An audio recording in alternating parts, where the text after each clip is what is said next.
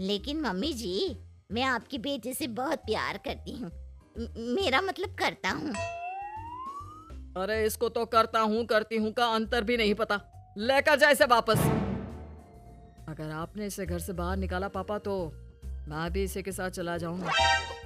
मैं ऋषभ के बिना जी नहीं सकती। मेरा मतलब जी नहीं सकता। हमारा जिंदगी भर का साथ है, प्लीज हमें अलग मत कीजिए मम्मी जी, पापा जी। हे भगवान, ये तूने क्या दिन दिखाया। मेरे बेटे को थोड़ी अकल दे दे। लड़के को बहू बनाकर घर में ले आया है। अब क्या होगा? हम दुनिया को क्या मुंह दिखाएंगे? माँ बेकार में परेशान हो रही हो। दीपक आपके सारे काम करेगी और एक अच्छी बहू की तरह आपके साथ रहेगी, देखना। पहले तो खुद तो क्लियर कर ले कि यह कुछ करेगा या करेगी। बाद में हम सोचते हैं कि हम क्या करें। बहू के आने के बाद क्या करते हैं? मुंह दिखाई की रस्म तो आप भी वही कर लीजिए। आप चाहे तो मैं पूरे मोहल्ले में न्योता दे आती हूँ। अरे रहने दे, तेरी वजह से बेइज्जती और ज्यादा होगी।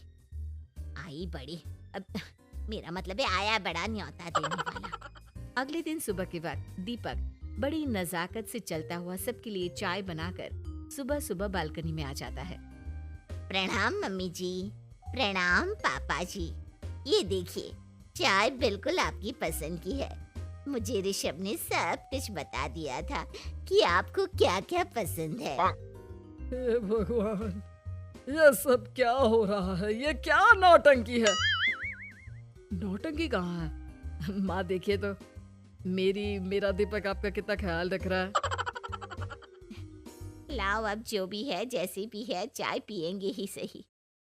थोड़ी देर के बाद, वैसे दीपक, चाय तो तुमने बहुत अच्छी बनाई है।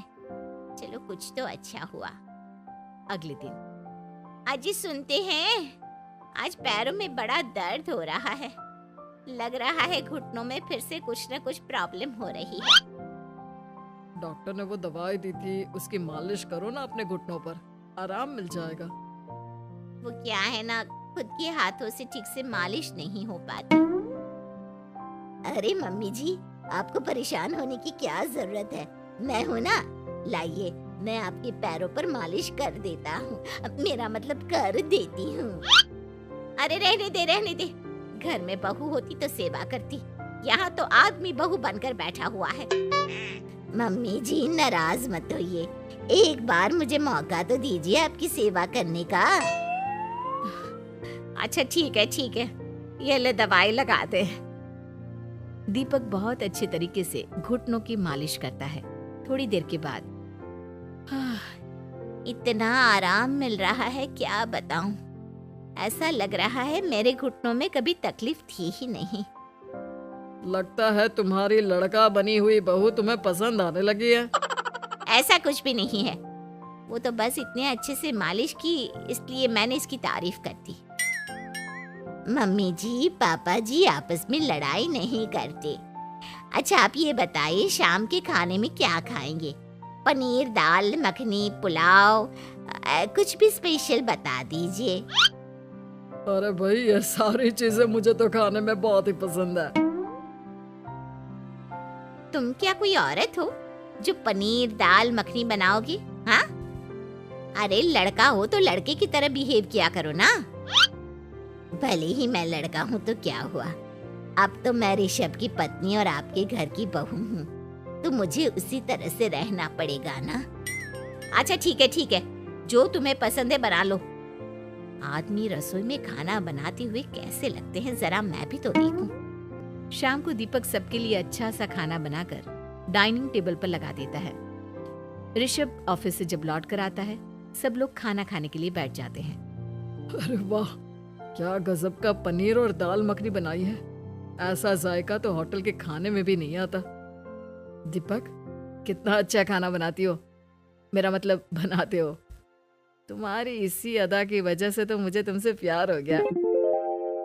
अरे बहुत हो गया, आदमी होकर आदमी से प्यार करते हो।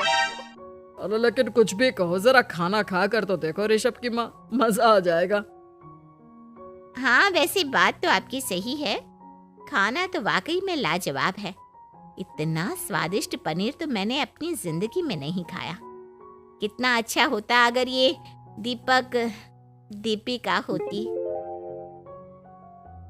और फिर अगली सुबह कुछ ऐसा होता है जिसे देखकर ऋषभ के माँ और पापा ना केवल खुश होते हैं बल्कि हैरानी से उनकी आंखें फटी की फटी रह जाती हैं। उन्होंने जो नजारा अपनी आंखों के सामने देखा उसे देखकर उन्हें अपने आप पर भरोसा नहीं हुआ। सुबह का वक्त था। सब लोग बालकनी में बैठकर सुबह की चाय का इंतजार कर रहे थे। तभी रसोई में से एक बहुत ही खूबसूरत लड़की जिसके लंबे लंबे बाल थे और जिसने साड़ी पहनी हुई थी, हाथ में चाय की ट्रे लेकर वहां आती है। अरे ये कौन है? रातों रात हमारा लड़की बहू बन गया क्या?